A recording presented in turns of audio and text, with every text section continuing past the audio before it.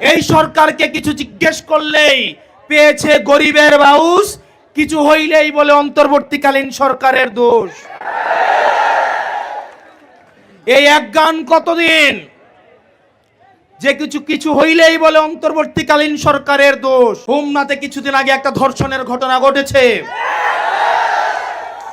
আমাদের মানুষ নিরাপত্তা ঝুঁকিতে রয়েছে, ধর্ষণের ঘটনা ঘটছে, মাজার ভাঙা হচ্ছে, সংখ্যালঘুদের বিভিন্ন সময় নিরাপত্তাহীনতায় ভুগছে। পাশের মেঘনা উপজেলায় 3 মাসে 4 খুন হয়েছে।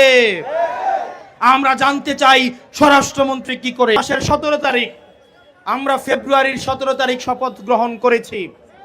এই ফেব্রুয়ারির 17 তারিখ থেকে মে মাসের 17 তারিখ পর্যন্ত এই 3 মাসে বাংলাদেশের গুণগত কি কি পরিবর্তন হয়েছে সেটা বাংলাদেশবাসী জানতে চায়।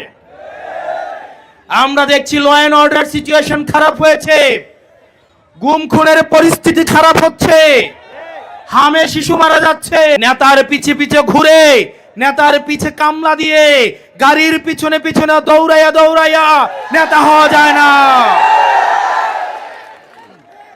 আমরা পরিবারতন্ত্রের মধ্য দিয়ে উঠে আসা নেতৃত্ব চাই না। আমরা চাই নিজের দক্ষতা দিয়ে, যোগ্যতা দিয়ে, সে তার ব্যাকগ্রাউন্ড কি, তার বাবা কি করে, চাচা কি করে, সেগুলো মুখ্য না। পরবর্তী বাংলাদেশ তাদেরকেই গ্রহণ করবে।